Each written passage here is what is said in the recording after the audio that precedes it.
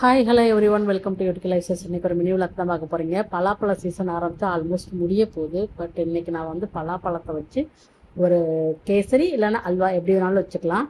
ஸ்வீட்டாக இருக்கும், சூப்பராக இருக்கும். பண்ணியிருக்கேன், வாங்க எப்படி செய்யணும்னு பார்க்கலாம். அதுக்கு முதல்ல பலாப்பழத்தில் உள்ள கொட்டையெல்லாம் எடுத்துகிட்டு நல்லா கழுவிட்டு நல்லா நீள நீளமாக கட் பண்ணி எடுத்துக்கணும். கட் பண்ணி எடுத்ததுக்கப்புறமா நல்லா பேஸ்ட்டாக மிக்சியில் அரைச்சி வச்சுக்கணும். நல்லா பேஸ்ட்டாக அரைச்சி வச்சுட்டு அதுக்கப்புறம் ஒரு கடாயில் நல்லா நெய் 2-3 டேபிள் ஸ்பூன் விட்டு அதில் முந்திரி கிஸ்மிஸ் பழம் நமக்கு என்னென்ன தேவையோ ஆல்மண்ட் கூட சேர்க்கலாம், அதாவது பாதாம் கூட சேர்க்கலாம்.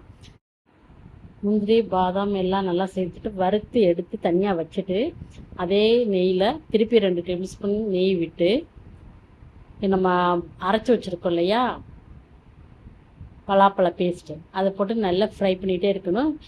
லோ ஃப்ளேமில் தான் வச்சுக்கணும், ஹை ஃப்ளேமில் வைக்கவே கூடாது, இல்லைன்னா நல்லா அடிப்பிடிச்சிடும்.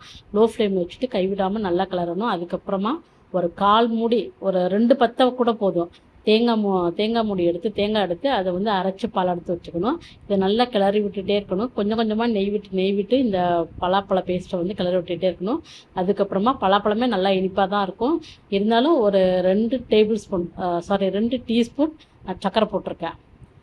சர்க்கரை போட்டு அதையும் நல்லா கிளறிட்டு அரைச்சி வச்ச தேங்காயை புழிஞ்சு பால் எடுத்துட்டேன்.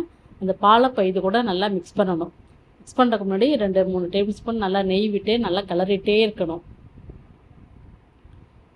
நல்லா கிளறி விட்டுகிட்டே இருக்கணும். அது ஒட்டாமல் வரும் பாருங்கள். ஒட்டாமல் கொஞ்சம் லைட்டாக வரும்போது நம்ம அரைச்சி வச்ச தேங்காய் பால் எடுத்து இது கூட ஆட் பண்ணி அதையும் நல்லா கிளறி விட்டுகிட்டே இருக்கணும். திருப்பியும் ஒரு 2 டீஸ்பூன் நெய் விட்டு நல்லா கிளறிட்டே இருக்கணும். கைவிடாமல் கிளறிட்டே இருக்கணும். நல்லா பாத்திரத்தில் ஒட்டாமல் வரும். ஒட்டாமல் வரும்போது நம்ம கொஞ்சம் ஏலக்காய் பொடி அது கூட தூவி அதையும் நல்லா கிளறிட்டு லாஸ்ட்டாக இறக்க போகிறதுக்கு முன்னாடி நம்ம வறுத்து வச்ச முந்திரி பாதாம் எல்லாம் சேர்த்து நல்லா கிளறணும். நல்லா பாத்திரத்தில் ஒட்டாமல் வரும். அப்போதைக்கு நம்ம வந்து இறக்கிடலாம். இப்போ சூப்பரான பலாப்பழ கேசரி ரெடி.